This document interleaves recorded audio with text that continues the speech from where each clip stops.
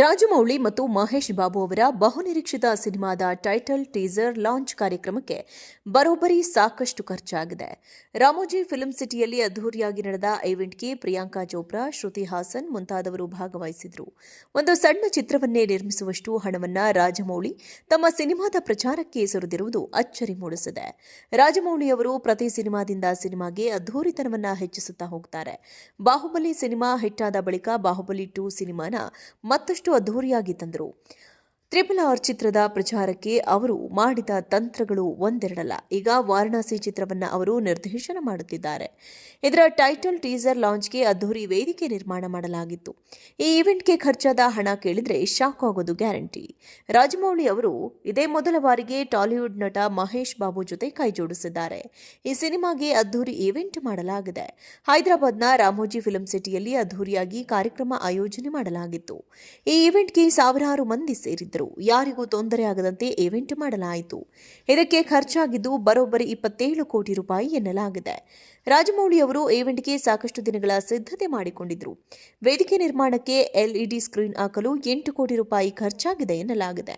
ಇನ್ನು ಜಾಗದ ಬಾಡಿಗೆ ಪ್ರಿಯಾಂಕಾ ಚೋಪ್ರಾ ಅವರನ್ನ ಅಮೆರಿಕದಿಂದ ಕರೆಸಿ ಅವರಿಗೆ ಹೋಟೆಲ್ನಲ್ಲಿ ವಾಸ್ತವ್ಯ, ಉಳಿದ ಕಲಾವಿದರು ಹಾಗೂ ತಂತ್ರಜ್ಞರ ವಾಸ್ತವ್ಯ, ಅಂತಾರಾಷ್ಟ್ರೀಯ ಮಾಧ್ಯಮಗಳಿಗೆ ಆಹ್ವಾನ, ಉಳಿದ ಖರ್ಚು ಸೇರಿದ್ರೆ 18 ಕೋಟಿ ರೂಪಾಯಿ ವ್ಯಯವಾಗಿದೆ. ಶ್ರುತಿ ಹಾಸನ್ ಅವರು ಹಾಡು ಹಾಡಿದ್ದಕ್ಕೆ ಮತ್ತು ಸ್ಟೇಜ್ ಪರ್ಫಾರ್ಮೆನ್ಸ್ಗೆ 1 ಕೋಟಿ ಚಾರ್ಜ್ ಮಾಡಿದ್ದಾರೆ. ಈ ಮೂಲಕ ಕಾರ್ಯಕ್ರಮಕ್ಕೆ ಖರ್ಚು ಮಾಡಿದ ಒಟ್ಟು ಹಣ 27 ಕೋಟಿ ರೂಪಾಯಿ ಎನ್ನಲಾಗ್ತಿದೆ. ರಾಜಮೌಳಿ ಅವರು ಒಂದು ಈವೆಂಟ್ಗೆ ಖರ್ಚು ಮಾಡಿದ ಹಣದಲ್ಲಿ ಒಂದು ದೊಡ್ಡ ಬಜೆಟ್ ಸಿನಿಮಾ ಮಾಡಬಹುದಾಗಿತ್ತು ಎಂದು ಅನೇಕರು ಹೇಳಿದ್ದಾರೆ. ಈ ಮೊದಲು RRR ಸಿನಿಮಾ ರಿಲೀಸ್ ಆದ ಬಳಿಕ ಚಿತ್ರವನ್ನ ಆಸ್ಕರ್ ರೇಸ್ಗೆ ತೆಗೆದುಕೊಂಡು ಹೋಗಲು 5 ರಿಂದ 10 ಕೋಟಿ ರೂಪಾಯಿ ಖರ್ಚು ಮಾಡಿದ್ದರು. ಈಗ ಸಿನಿಮಾ ಆರಂಭದಲ್ಲೇ ಹಣವನ್ನ ನೀರಿನಂತೆ ವ್ಯಯಿಸಲಾಗ್ತಿದೆ. ಈ ಸಿನಿಮಾದ ಬಜೆಟ್ 1,000 ಕೋಟಿ ರೂಪಾಯಿ ಎನ್ನಲಾಗಿದೆ.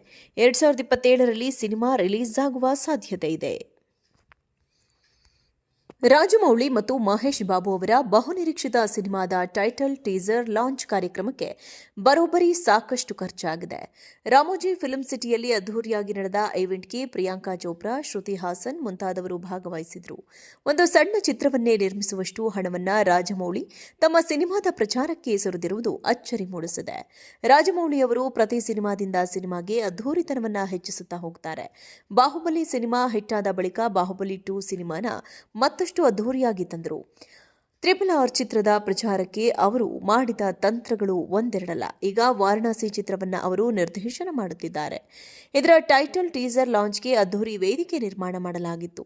ಈ ಈವೆಂಟ್ಗೆ ಖರ್ಚಾದ ಹಣ ಕೇಳಿದ್ರೆ ಶಾಕ್ ಆಗೋದು ಗ್ಯಾರಂಟಿ. ರಾಜಮೌಳಿ ಅವರು ಇದೇ ಮೊದಲ ಬಾರಿಗೆ ಟಾಲಿವುಡ್ ನಟ ಮಹೇಶ್ ಬಾಬು ಜೊತೆ ಕೈಜೋಡಿಸಿದ್ದಾರೆ. ಈ ಸಿನಿಮಾಗೆ ಅದ್ದೂರಿ ಈವೆಂಟ್ ಮಾಡಲಾಗಿದೆ. ಹೈದರಾಬಾದ್ನ ರಾಮೋಜಿ ಫಿಲ್ಮ್ ಸಿಟಿಯಲ್ಲಿ ಅದ್ದೂರಿಯಾಗಿ ಕಾರ್ಯಕ್ರಮ ಆಯೋಜನೆ ಮಾಡಲಾಗಿತ್ತು. ಈ ಈವೆಂಟ್ಗೆ ಸಾವಿರಾರು ಮಂದಿ ಸೇರಿದ್ದರು. ಯಾರಿಗೂ ತೊಂದರೆಯಾಗದಂತೆ ಈವೆಂಟ್ ಮಾಡಲಾಯಿತು. ಇದಕ್ಕೆ ಖರ್ಚಾಗಿದ್ದು ಬರೋಬ್ಬರಿ 27 ಕೋಟಿ ರೂಪಾಯಿ ಎನ್ನಲಾಗಿದೆ. ರಾಜಮೌಳಿ ಅವರು ಈವೆಂಟ್ಗೆ ಸಾಕಷ್ಟು ದಿನಗಳ ಸಿದ್ಧತೆ ಮಾಡಿಕೊಂಡಿದ್ರು. ವೇದಿಕೆ ನಿರ್ಮಾಣಕ್ಕೆ LED ಸ್ಕ್ರೀನ್ ಹಾಕಲು 8 ಕೋಟಿ ರೂಪಾಯಿ ಖರ್ಚಾಗಿದೆ ಎನ್ನಲಾಗಿದೆ.